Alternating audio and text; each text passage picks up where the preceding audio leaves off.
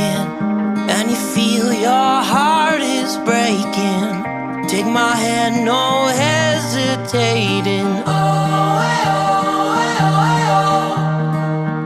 when you're just so tired of trying, all alone you feel like hiding. Together we'll keep fighting.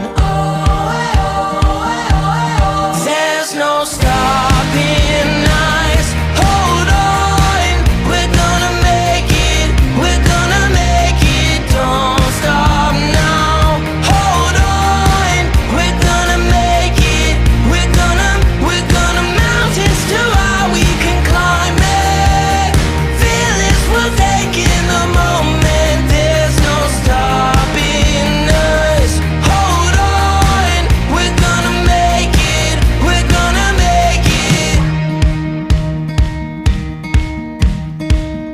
Can you see the sun is shining like a new hope? Feel it rising, coming over the horizon. There's no stopping us. Hold on, we're gonna make it. We're gonna make it. Don't stop now. Hold on, we're gonna make it. We're gonna mountains too high we can climb it.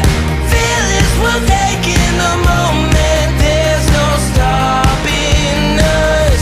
Hold on, we're gonna make it. We're gonna make it. Don't you give up, don't you give up on me. Don't you give up, don't you give up now.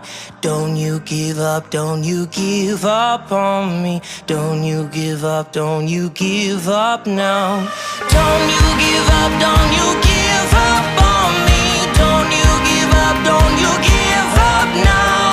Don't you give up, don't you give up on me. Don't you give up, don't you give up now.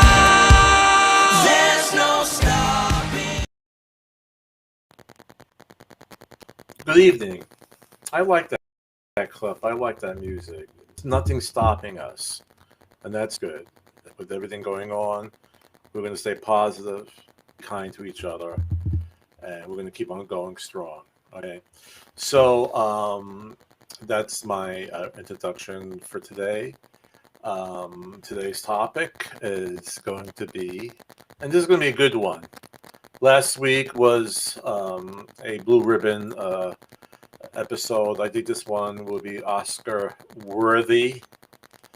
And the question is, and I sent it out in my newsletter this week, our topic, are we in a housing bubble?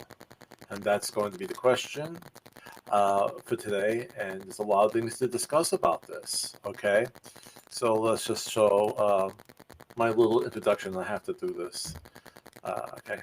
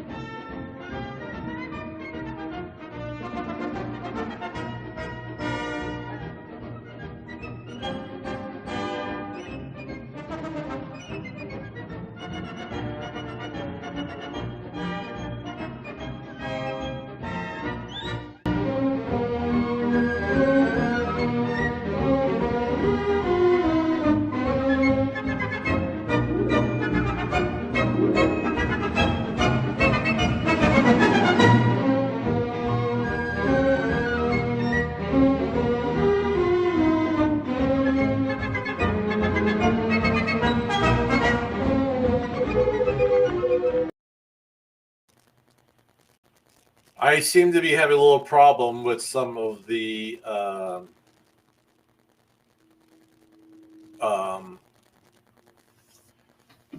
streaming of the video. It's depending on if there's a problem with the internet, if there's so many people on it. Sometimes the video gets a little delayed. I apologize for that. I seem to hear some of it breaking up. So I truly apologize. So the big question is, are we in a housing bubble? Because we have these home prices that are skyrocketing, and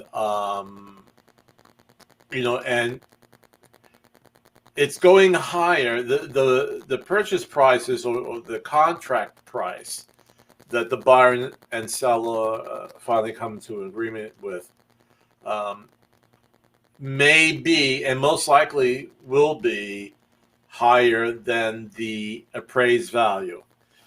Now, number one, the number one thing to discuss right now, since we're on that topic with appraised value, that's one big difference.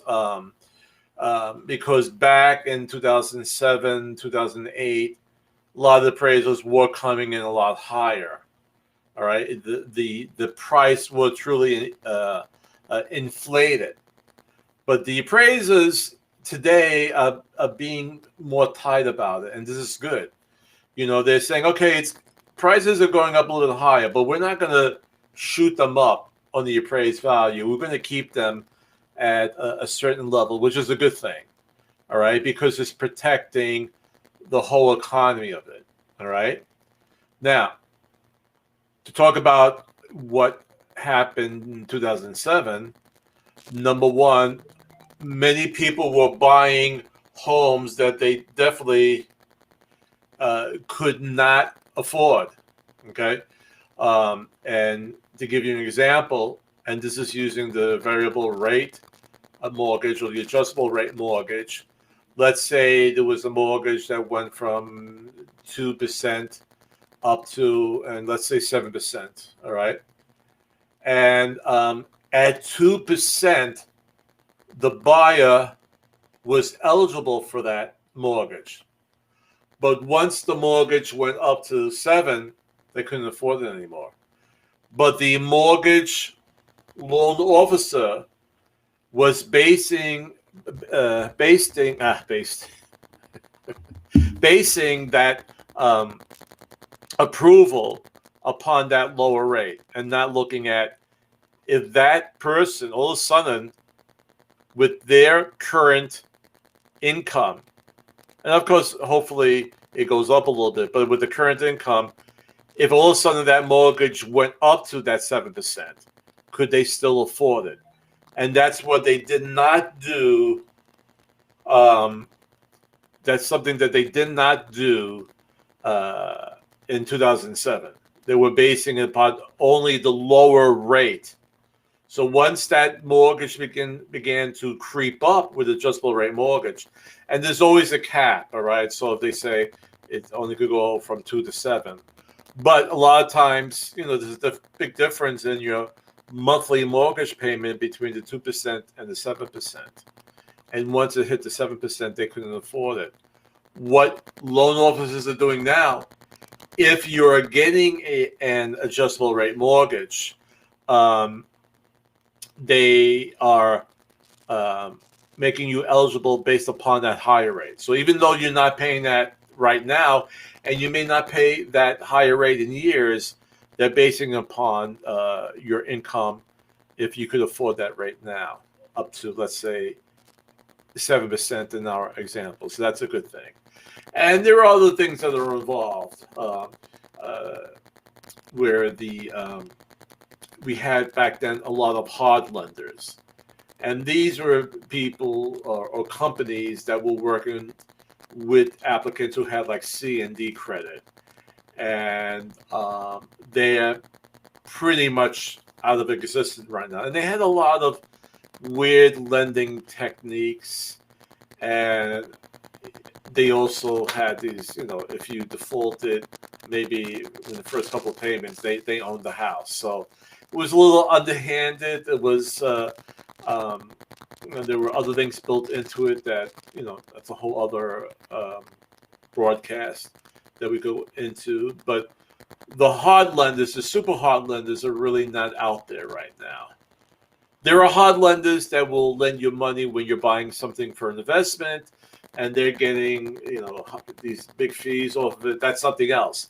We're talking about owner occupied. And I really don't know why I keep going in and out with my camera. Let me just move it a little bit. Okay, having technical difficulties today. But anyway, going back to that, the lending rules are a lot tighter now, which is a good thing. And I know it sounds sad that people would see Indeed credit can't get a mortgage right now, but the reality is the ones who had the poor credit were most likely the ones that defaulted on it. So instead of giving a mortgage to someone with CD credit, loan officers now give you advice on how to increase that credit. Okay, whether or not you have to pay down a certain amount of debt, you had to pay off some collections or whatever, but they will guide you in doing this. And when it first happened, they used to charge you for it. And some may still, if letters have to go out to collecting agencies and asking for a better deal, whether they could cut the amount in half on what you owe, or give you an installment plan. If they really negotiate on your part, they're writing letters, they're talking to it, you may have to pay a fee there. Okay, but in general, these loan officers are giving you advice on what to do and how to quickly get that score up. And it's not anything underhanded. They're giving you advice because they know which credit agencies report faster to Experian, TransUnion. I can't think of the letter. I can't. I'm having a senior moment. I forgot the name of the third one. But they are working. They know which cards will report faster, and by the amount you bring down your credit limit, okay, or your balance, they know how much that will give you in points to bring that score up. All right, so it's not anything like changing your social security number. It's not anything like that. It's just doing smart stuff to give you an idea how to do it. A lot of people say, "No, I'll do it on my own," whatever. Let them help you, all right? Because they'll tell you where to go first, to pay down your credit. If you have extra money, you need to be making at least your monthly minimum payment. But they'll say, "Hey, if you got a little extra cash here, pay down your Citibank Visa first." Your MasterCard, whatever, okay? And they'll point you in the right direction. So, and also in 2007, we had a recession. We kind of have a recession now, but it's not based upon economic policies or economic problems. Okay, the problem was COVID-19. There really wasn't anything else. Prior to that, the economy was chugging along, and actually it's still chugging along. The biggest problem is getting people back to work, and the ones who are mostly out of work are your hospitality industries, right? Because people are not going anywhere right now. They're beginning to go back. So your hospitality area, you're including hotels and restaurants, okay, and your entertainment area. People are not going to shows right now. And then you have your restaurants around that where people go afterwards. Okay, they're not making money. Your parking lots are not making money. All right. So your vendors, people at the ball games who sell hot dogs, right? No one's making that money. So that's the segment of the society that has to get back to work. All right. But the people who have the type of jobs where they could continue to work, and a lot of them are able to work at home, they've been doing well. All right. And actually, because they did not go anywhere for a year, they didn't go on a vacation, they didn't go to Europe or to the islands. They haven't been eating out weekly at expensive restaurants. They have a little bit more moolah now. And that's the reason why, too, when it comes to competing with homes, they have a little bit more cash in their hand and could offer more money. All right. So it's not like that right now in 2007. The biggest thing, and as I showed the reports, is housing supply. And one of the big reasons why we don't have enough housing supply, because many people are holding on to their homes. They wanted to move, okay, but they didn't want a lot of people walking through their house during COVID-19, with fears that people are spreading the virus. And so they held back from putting homes on the market, all right? So let me bring up my text for today, all right? And I need to move it up.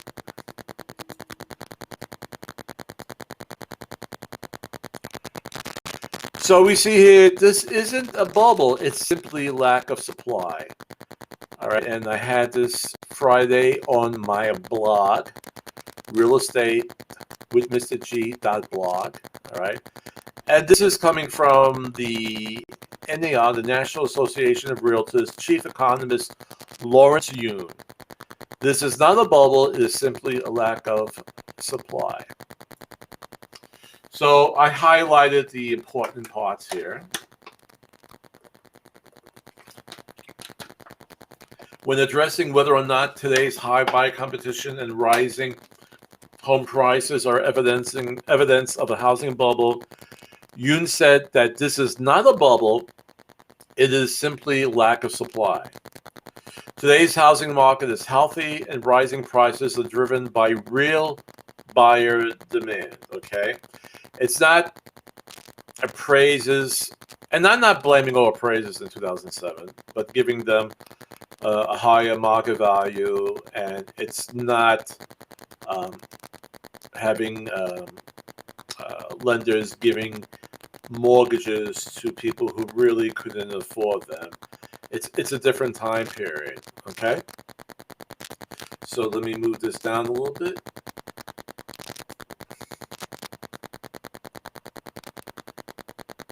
Now, this actually is kind of the article that it came from. This is from Axios, and it came out actually today. And even though I didn't highlight here, this kind of topic, why all bubbles burst, real estate in particular tends to rise in value much more easily than it falls. Besides the National Association of Realtors Chief Economist Lawrence Yoon, this is not a bubble, it's simply a lack of supply. All right, and what he does here, he's showing you the total number of active listings this week is down a record 54% from the same week a year ago. That's a lot, 54%, okay? Almost half of homes now sell within 1 week of being listed, and this is so true. This is the problem I'm having with my buyers. They're giving me listings that they want to go see, and by the time I double check to make sure it's available, there's a contract on it. And here they give an example of Austin, Texas. The median listing price has risen 40% in 1 year to $520,000. That's a big jump, right? You see prices go up 3 to 6% in a year. 40% is really, really big. So the reason why we have this is a combination of factors. And the big one is lower mortgage rates, a pandemic-era construction slowdown. And there's a lot of reasons for that. Number one, a lot of construction companies have employees who have COVID. All right, so they're working with less of a staff. Also, many materials for construction are difficult to get, and the prices have gone up. Don't forget when you're buying wood that has to be manufactured, right? So that goes from the lumberjack, going out there cutting it down, and it goes to the mill. and it's cut down, and then it's made into 2x4s or whatever. All right, and these places that do it do not have the amount of employees that they had before. All right, but why is there such a strong demand? Large corporations buying up homes. Okay, now yeah, here's talking about over here. What's also hurting the market is that financial buyers, like large corporations, are buying up homes to rent them out. It's only making the market tighter and decreasing the number of owner-occupied properties available. So besides people not listing their house because of COVID, the ones that are available, a lot of corporate buyers are out there and buying them to actually rent them out. Okay, but on this area here, what's missing, and this is a good thing, unlike the mid 2000s, the time around. Now, some of this got knocked out, but what basically is saying people are not doing condo flipping. People were buying condos in 2007 or prior to that, like they were buying shares of stock, buying them and then reselling them as fast as they can and see what profit they could get. That's I mean, unless it's like a rehab where it's run down, you buy it at a lower price, you fix it up, and then sell it completely renovated. But these are people who are basically trading condos that were in good shape as if they were stock. Okay. But they said there's some good news over here that rents have not been rising as fast as the prices. I think that's a good thing. But what's happening, home buyers are the biggest losers. In order to win bidding, a lot of these buyers pushed into risky decisions.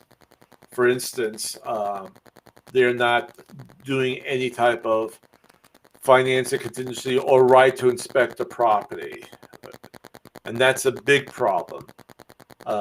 Not doing the home inspection, and I'm seeing that. I'm seeing, houses that were on the market, and then in a couple of days they're pending. And usually, pending usually happens, or most of the times happens, when your contingencies are off of it.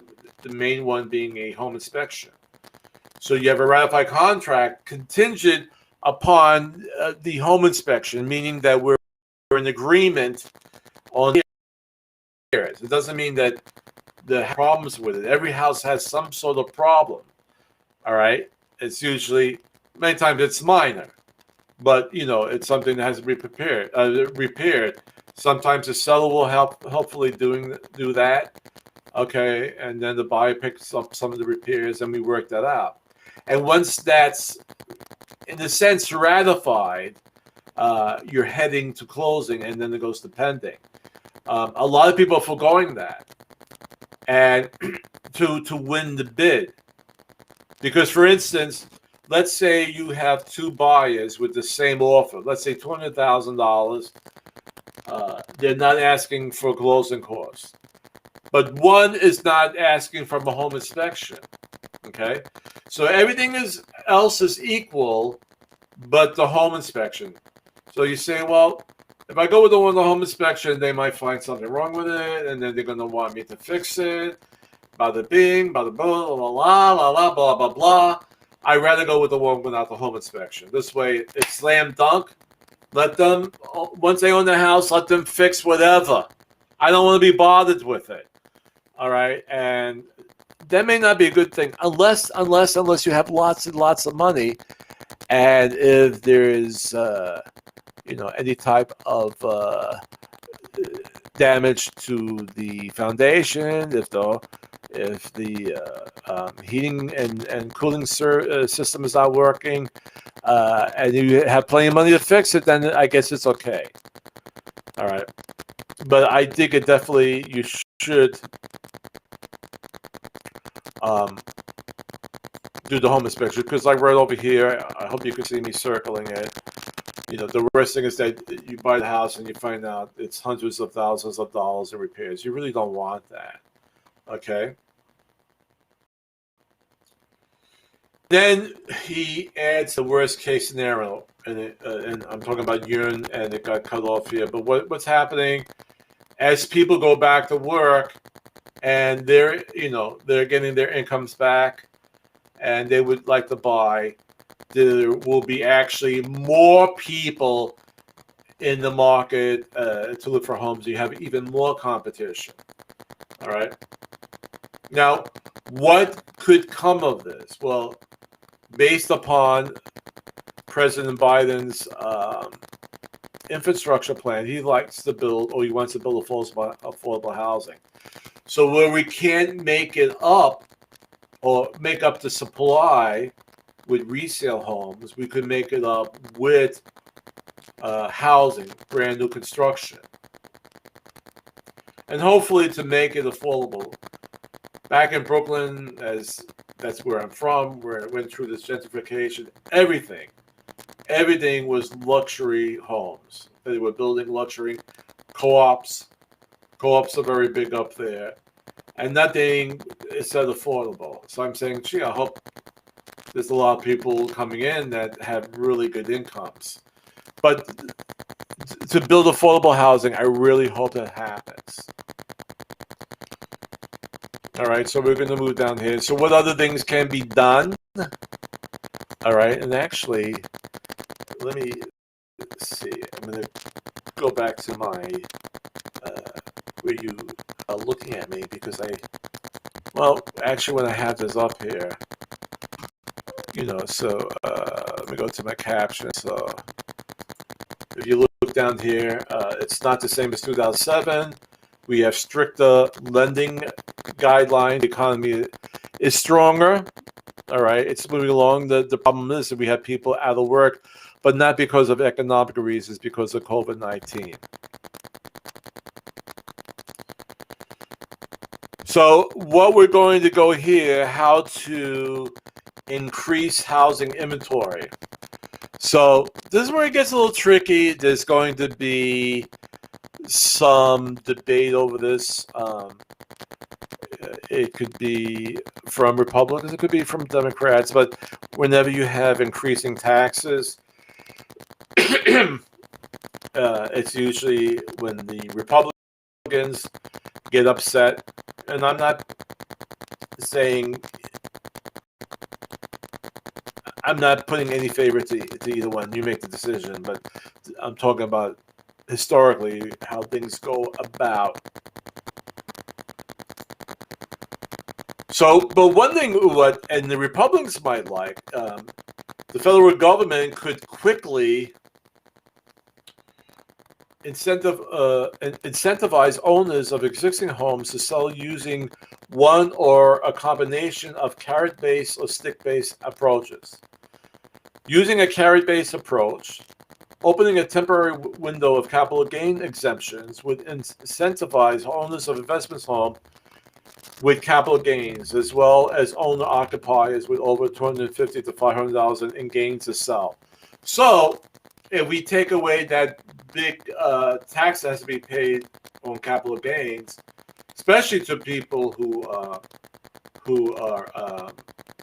have properties as investment properties, and to get them to sell to create more inventory for occupant buyers. That's something good, and that's something where also Republicans could agree on. All right. So capital gains exceptions, what they might also do. Now, this is something where Republicans may be against. I'm, assuming another creative proposal to shake up the system is to make it more expensive and less profitable to be a single-family home landlord. All right. Alternatively, stick-based approach might raise taxes on single-family rental income, implement nationwide rent control, and reduce bulk ownership of single-family homes. Okay.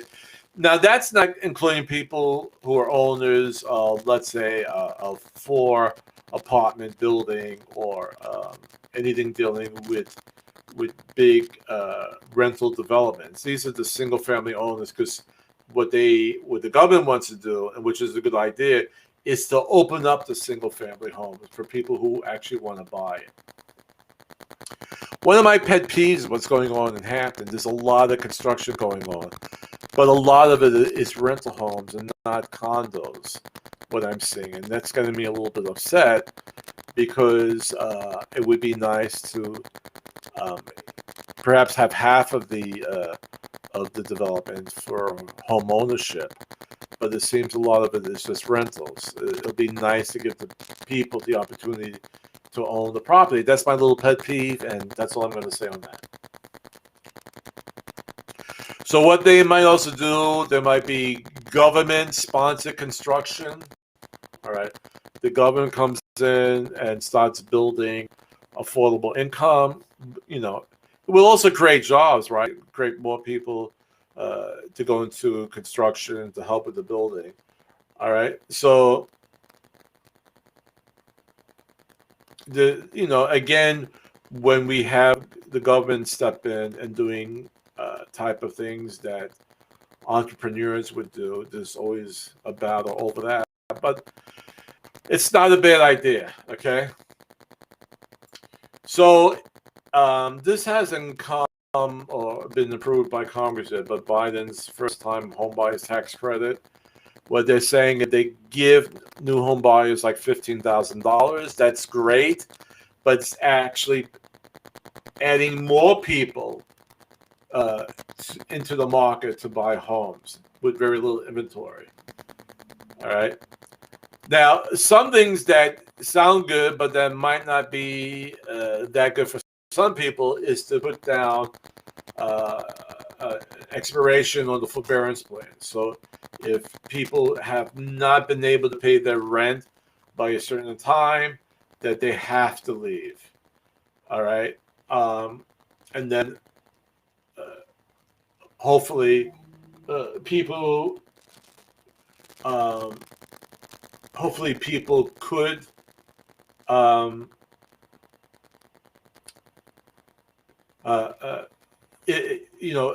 these homes could be available for home buyers. That'd be good. Hold on, I just have to. This is a family thing. Okay, I'll just do that fast. All right. But putting out those forbearance, of course, is going to create more people who are losing their dwellings. So having the forbearance for if the owner of that investment property wants to sell, it could be a good thing to creating more inventory. But the negative side is that the people are then taking out of the homes. But I'm hoping that pretty soon that the people who had to or have problems with paying their rent, that they will soon be back to work. Okay. And another thing is going again with foreclosures or getting people out of homes. Unfortunately, another possible way to increase inventory is to fast track vacant homes in foreclosure. These homes are detrimental to health and safety, and putting these homes into the market won't displace families, but is there any way to facilitate those homes in the market? So what they're saying, if it's foreclosed and the people are out already. But there's always more,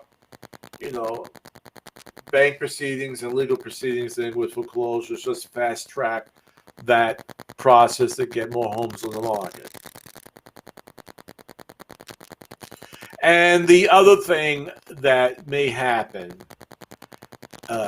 is that, well, probably will happen anyway, is that mortgage rates will go up. Now, of course, there's good things about that, and there's bad things about that. Oops, all right, well, anyway, I'll just bring up this other graphic. I'll close this out here, and I should be nice and big. All right. So by doing that, it kind of, throws some water on this hot buyer's market we have right now. Because people say, well, now the rates are going up. I might wait a little bit longer. I might wait till I get an increase in pay. All right. And as rates go up, the people who are eligible for, let's say, a $200,000 house, as those rates go up, Now they might only be eligible for a $180,000 house. Okay, so that kind of puts some brakes on the market by doing that, and more homes will stay longer on the market. For people who could still afford it, would be looking at those homes. So that's another way to cool down the market. All right. So to recap, it's not the same as 2007. It's not a housing bubble because the economy is going strong and the lenders have really tightened up on the requirements for getting a loan. All right. And what are ways we could build up more housing inventories by giving tax incentives like cutting capital gains and invest tax for the owners who are investors. So push them to perhaps sell their homes. They could also tax higher the single family investor. All right. So if they say, well, it's too expensive to keep this house, I'm going to sell it, then it goes to the open market for the owner occupant buyer. All right. And hopefully the government will stimulate more construction, okay, with Biden's infrastructure plan, which is important, and to make affordable housing. And the possibility of, well, I don't think it's a possibility. I think mortgage rates will go up, but that will kind of put a, like I said, we'll throw some cold water on this very hot market right now. So that's all for today. I was going to show another small film, but with the way the internet, it's under a minute. I'm going to show that, and it's a why buying a house is better than buying stock, but not to flip. Like we talked about 2007 condo flipping, but your equity continues to grow. So let me just show that.